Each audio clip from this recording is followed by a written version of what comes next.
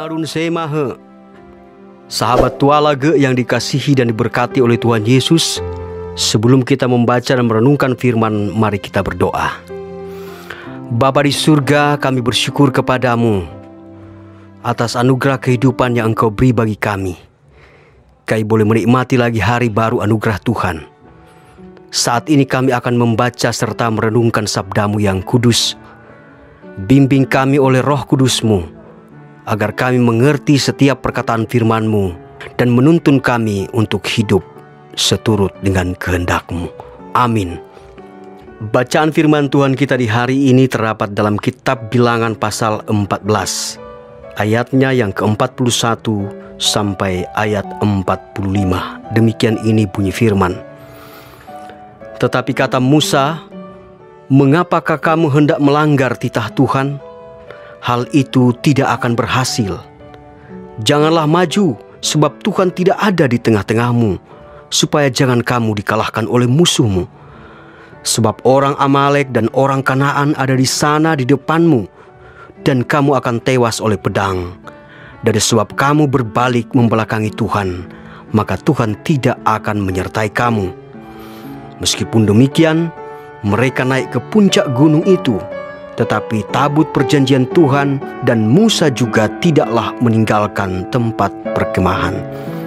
Lalu turunlah orang Amalek dan orang Kanaan yang mendiami pegunungan itu dan menyerang mereka. Kemudian orang-orang itu mencerai-beraikan mereka sampai ke Horma. Judul renungan kita hari ini adalah Hidup Mengandalkan Tuhan. Saudara, tidak ada penyesalan terjadi di awal sebuah peristiwa.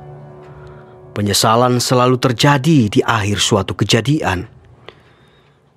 Jika di awal sudah diperingatkan akan akibat yang terjadi, maka penyesalan itu sangat menyakitkan. Itulah yang terjadi dalam kehidupan bangsa Israel. Musa sebagai pemimpin sudah menasihati agar mereka tidak maju berperang, tetapi mereka tetap nekat. Saudara, akibat dari perbuatan nekat bangsa Israel, orang Amalek dan orang Kanaan turun mendiami pegunungan itu dan menyerang mereka. Kemudian bangsa Israel dicerai-beraikan mereka. Nasihat Musa terbukti. Kekalahan dialami sebagai akibat dari kekerasan hati.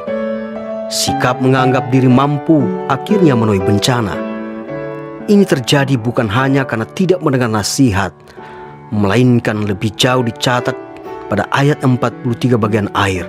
Sebab kamu berbalik membelakangi Tuhan, maka Tuhan tidak akan menyertai kamu.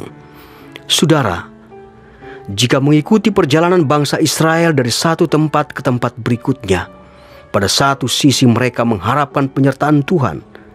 Tuhan memang menyertai perjalanan yang mereka tempuh, tetapi anehnya mereka merasa belum cukup. Dalam bacaan kita saat ini, kita dapat mengatakan bahwa umat Israel bertindak di luar nalar.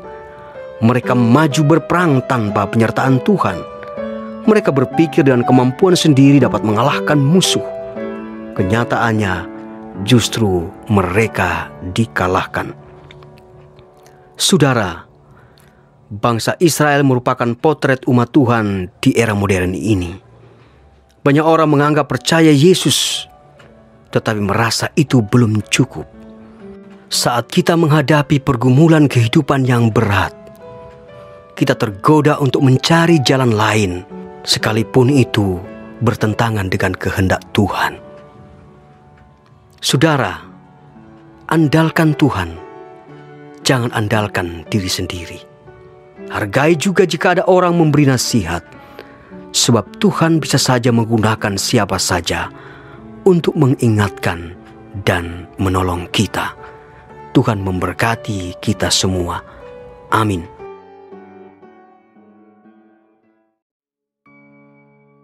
Mari kita berdoa.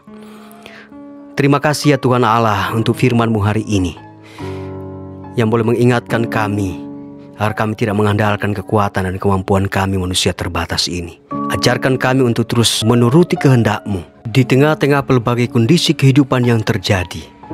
kami tidak kehilangan pengharapan dan keyakinan akan pertolongan Tuhan. Terima kasih Tuhan, kami pun memohon kepadamu, kiranya berkat-Mu akan terus menjadi bahagian kehidupan kami di sepanjang hari ini. Amin.